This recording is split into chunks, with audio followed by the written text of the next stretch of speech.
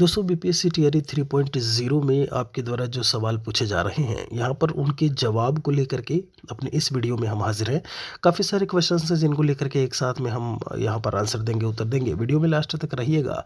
संभवतः जो आपने सवाल पूछा होगा या फिर उसके आसपास के क्वेश्चंस जो भी होते हैं यहाँ पर हम उनके आंसर कर देंगे। आप वीडियो को अन्य तक शेयर ज़रूर कर दिया करें जिससे कि उनकी भी सहायता होती रहे। चलते हैं सबसे पहले क्वेश्चन की तरफ। यहाँ पर एक सवाल पूछा गया है कि डीबी अगर छूट जाए तो कब होगी फिर ऐसे में। देखिए यहाँ पर लिखा हुआ यूपी पीसीएस का पेपर चूंकि 22 दिसंबर को है, बिल्कुल सही है। और मान लीजिए अगर 23 को डीबी पड़ जाती है तो ऐसे में वहाँ पर अगर नहीं पहुँचते हैं तो क्या डॉक्यूमेंट वेरिफिकेशन बाद में हो सकता है। तो आपको मैं बता दूं कि बिल्कुल जी हाँ, हो सकता है। इसमें कोई दिक्कत समस्या नहीं है। यहाँ पर हम आपको बताना चाहेंगे कि 20 तारीख को जिनकी काउंसलिंग थी 20 अक्टूबर 2023 को, उन्होंने 25 अक्टूबर 26 अक्टूबर तक जाकर के काउंसलिंग करवाई है।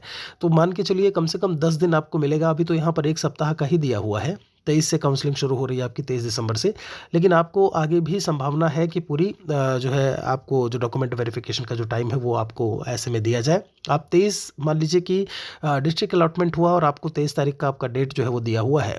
अब 24, 25, 26 कभी भी जा करके आप करवा सकते हैं। इसमें कोई भी इशू, कोई दिक्कत समस्या नहीं है। यहाँ पर है नोटरी वाला चल जाएगा डीबी में या फिर मजिस्ट्रेट वाला। देखिए आपको मैं बता दूं, बहुत सिंपल सा है।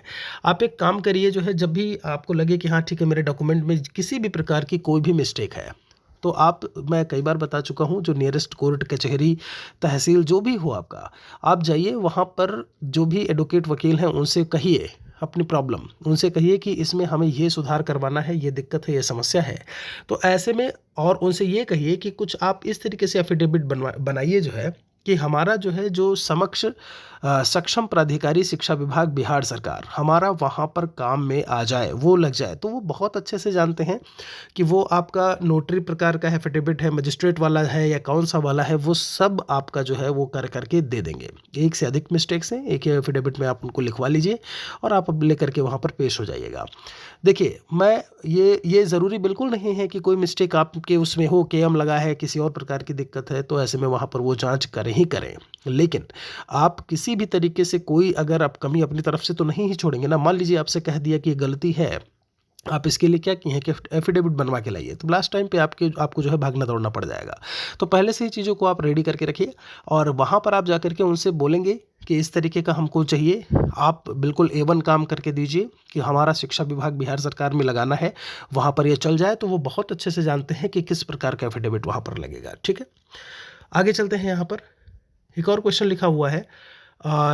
एक हमने वीडियो बनाया था पकड़ुआ शादी वाले पे लेकर के, तो इसमें ये लिखा हुआ है जा रहे हैं, गर्ल्स के लिए प्रॉब्लम तो नहीं है।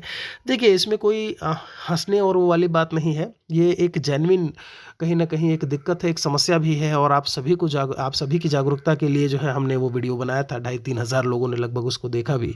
और आपको मैं बता दूं कि जो लड़के हैं खासकर, उनको बहुत ही सतर्क रहने की ज़रूरत है। अपने काम से काम रखिएगा। किन्हीं भी प्रकार के अगर आप इधर उधर के चक्कर में पड़ते हैं तो संभवतः आप पकड़ुआ शादी के लपेटे में आ सकते हैं।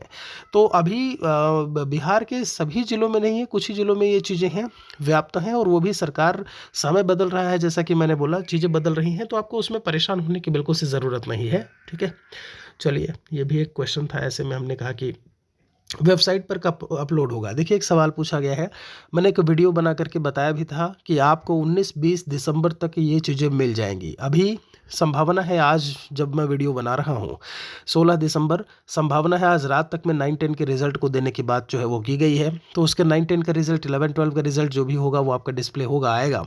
और यहाँ पर आपको संभावना है पूरी कि आपको मिल जाए फिर जो डॉक्यूमेंट। जब हम अपलोड करने की बात करते हैं, हमने ये भी वीडियो बनाया था कि जिस तरीके से पहले मौका दिया गया है कि अगर डॉक्यूमेंट में कोई भी मिस्टेक्स हैं तो उनमें सुधार के लिए एक बार हम फिर से डॉक्यूमेंट्स को अपलोड करें, उसके बाद फिर से उन्हें हम डाउनलोड करें। तो संभवतः बीपीएससी कुछ ऐसा ही मौका देना चाहिए जिस तरीके से जिससे कि जिनको लगता है कि हमने गलत डॉक्यूमेंट्स अपलोड कर दिए थे, उन्हें एक बार मौका मिल जाए। कोई ऑफिशियल अगर अपडेट मिलती है हमें तो हम आपको उससे अवगत ज़रूर कराएंगे। टेलीग्राम चैनल महेश एकेडमी के नाम से ही है। वीडियो के डिस्क्रिप्शन में उसकी लिंक दी हुई है, उससे आप जुड़े रहिए। मान लीजिए यहाँ से कोई नोटिफिकेशन मिस होता है आपका, तो वहाँ पर हम हर एक वीडियोस की लिंक देते रहते हैं। उससे आप जुड़े रहेंगे तो हम आपको वहाँ से चीज़ें बताते रहेंगे। यहाँ पर आगे चलते हैं। एफिडेविट परीक्षा नियामक शिक्षा विभाग बिहार सरकार के समक्ष बनवाया है। तो देखिए परीक्षा नियामक, अब यहाँ पर थोड़ा ध्यान रखना चाहिए कि परीक्षा नियामक जो है ना, एग्ज़ाम कंट्रोलर की बात करें तो बीपीएससी है, आप समझ रहे हैं। तो शिक्षा विभाग तो पेपर परीक्षा करवाता नहीं है। अब आप आधा परीक्षा नियामक में लिखे हैं, आधा शिक्षा विभाग बिहार सरकार लिखा हुआ है, तो कोई दिक्कत नहीं है, फिर से बनवाने की ज़रूरत नहीं है आपको कि फिर से आप बनवाने जाएं, ठीक है। आप ऐसे ही रखिएगा। कुछ दिक्कत समस्या होती है तो यहाँ से भी एफिडेविट कहीं से भी बन जाता है पूरे भारत में, आप किसी भी राज्य के हों कहीं से भी एफिडेविट बन जाएगा। तो आपका क्या है, समक्ष सक्षम प्राधिकारी शिक्षा विभाग बिहार सरकार, तो जो भी सक्षम प्राधिकारी होगा वो अपने आप उसके अंडर में आ जाएगा। सीटेड सर्टिफिकेट नंबर जगह रोल नंबर, देखिए अब कई बार वीडियोस में बता चुका हूँ, कोई इशू नहीं है, आपका ही सर्टिफिकेट है ना, और जब आपका ही डॉक्यूमेंट है, सर्टिफिकेट है, तो कोई दिक्कत समस्या नहीं होने वाली। मान लीजिए कई हैं जो डीएलएड के जिन्होंने मार्क्स जो है गलत फिल कर दिए हैं, एफिडेविट आप ज़रूर बनवाइएगा। डीएलएड में आपने रोल नंबर, पासिंग ईयर आपने गलत फिल कर दिया है, एफिडेविट ज़रूर बनवाइएगा। कुल मिलाकर के एफिडेविट रहेगा, और आप अगर जेन्युइन पर्सन है तो आपको फिर परेशान होने की, घबराने की ज़रूरत नहीं है। अगर आप तनिक भी कहीं भी गलत हैं तब आपको बिल्कुल से परेशान होने की ज़रूरत है, क्योंकि शिक्षा विभाग इस बार नहीं, काउंसलिंग में आपका लगातार आए दिन जो है वो क्या करेगा, डॉक्यूमेंट वेरिफिकेशन करवाएगा। अभी जो TRE 1 TRE 2 में हुए थे, अभी कल परसों ही जो है मधुबनी जिले का फिर से निकला है कि सीटेट में जिनके 90 नंबर से कम हैं, ध्यान दीजिएगा, अदर स्टेट के आप हो, किसी भी कैटेगरी से हो, 90 नंबर आपके होने ही चाहिए मिनिमम। 90 या फिर 90 से ऊपर है तो बहुत अच्छी बात है, कम है तो आपकी नौकरी जानी तय है। उसका पत्र अभी भी निकल रहा है, आप समझ रहे हैं। आगे देखते हैं। एक यहाँ पर कमेंट आया है और इसको हमने क्यों लिया है, लिखा है बिहार राज्य वैसे तो अच्छा नहीं है लेकिन मजबूरी है बेरोजगारों को बिहार जाना। देखिए अब इस पे हम ऐसे में क्या ही जो है टिप्पणी करें, नीचे लिखा है यूपी ही कौन सा ऑस्ट्रेलिया है। चलिए देखिए ऐसा है, टिप्पणी करने वाली बात भी है, क्योंकि अगर आप जो भी ये महोदय हैं, मान लीजिए कि आप यूपी से ही हैं, कंसिडर कर लीजिए यूपी ने, अभी अगर मैं बात करूं तो बाबा जी ने 2018 के बाद से कौन सी भर्ती दे दी। आपको घर चलाना है, पेट तो आप खाना तो खाते होंगे डेली ना, आपको परिवार तो आपका चलाना है ना। ऐसे में तो जब तक 2 पैसा आएगा नहीं, आप कोई चीज़ करोगे नहीं, आप कोई काम करोगे नहीं, रोटी आएगी कैसे, पेट भरेगा कैसे। और ऐसे में जो हमारा पेट भर रहा होता है उसके लिए कुछ ऐसे शब्द जो है वो शोभा नहीं देते कि इस तरीके से आप लिखिए कि बिहार राज्य अच्छा नहीं है। तो कोई अच्छाई का टैग नहीं है ऐसे में कि यूपी बहुत अच्छा है, दिल्ली बहुत अच्छा है। दिल्ली कितना अच्छा है, आप देखिए दिल्ली में कितना प्रदूषण था, घर बैठे से पढ़ाई हो रही है। एटलीस्ट बिहार में, यूपी में स्कूल तो जा रहे हैं। प्रदूषण का लेवल कितना है आप देखें, बहुत सारी चीज़ें हैं, प्लस प्रॉस एंड कॉन्स हर एक जगह आपको मिलेगा। लेकिन इस तरीके से लिखना वो बिल्कुल से सही नहीं है। आपको ये ध्यान में रखना है कि आपका जो प्रोफेशन है टीचिंग, आपको जा कर के, आपको लगता है कि ठीक है बिहार ऐसा है तो आप जा कर के पढ़ाइए ना बच्चों को, वहाँ पे उनको आगे बढ़ाइए, ठीक है। चलिए आगे चलते हैं। यहाँ पे एक सवाल है, अटेंशन प्लीज़, एक्सपीरियंस सर्टिफिकेट मांगा जा रहा है। अब ये फौजी महोदय जाने कहाँ से ये लेकर के आए हैं सवाल, एक्सपीरियंस सर्टिफिकेट मांगा जा रहा है, कुछ ऐसा बोल रहे हैं ये, और ये कहीं से भी सही नहीं है। ठीक है, इस तरीके की चीज़ें, आप एक्सपीरियंस, आपकी नौकरी अभी अभी लगी है तो कौन सा एक्सपीरियंस सर्टिफिकेट आप ला करके दे दोगे, तो ये बिल्कुल से इसमें इस तरीके के कमेंट्स जो है कहीं ना कहीं आपको पथभ्रमित करने का काम करते हैं। अब बिल्कुल से परेशान नहीं होइएगा, कोई एक्सपीरियंस सर्टिफिकेट वगैरह नहीं लग रहा है। डीएलएड को लेकर के एक इन्फॉर्मेशन आई थी कि जो NIOS डीएलएड वाले थे उनके लिए बीच में खबर आई थी कि उन्होंने किसी स्कूल में कितना पढ़ाया हुआ है, वो एक एक्सपीरियंस प्रकार का लगेगा, और ये वो भी ख़त्म हो चुका है क्योंकि NIOS डीएलएड जो है वो वैलिड हो चुका है आपका, ठीक है। सुप्रीम कोर्ट ने मान लिया, तो आप बिल्कुल से परेशान नहीं होइए। डिस्ट्रिक्ट अलॉटमेंट का मैंने बता दिया है, संभवतः 19-20 तक आपका हो जाएगा, बिल्कुल से परेशान नहीं होइए।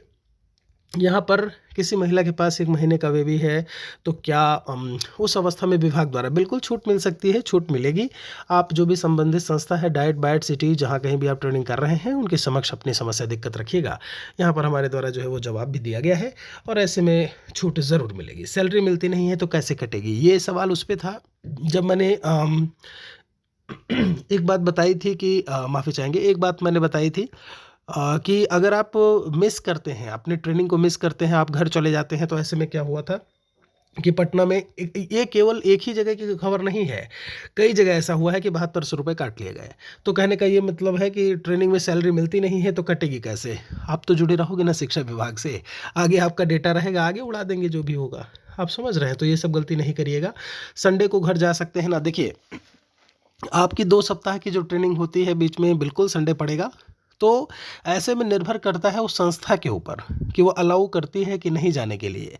अदर स्टेट के हैं तो संभवतः करना चाहिए, ये आपकी बातचीत के ऊपर भी है। आप अपनी दिक्कत समस्या को अगर रखेंगे तो उसके हिसाब से वो आपको अलाउ कर सकते हैं। वैसे सब पूरा का पूरा आवासीय है तो सीधे-सीधे अगर बोले तो अलाउ नहीं होता या फिर संडे को ऐसे में घर नहीं जा सकते। कोई और सवाल अगर आपका बचा है तो कमेंट में हमारे लिए लिखिएगा ज़रूर।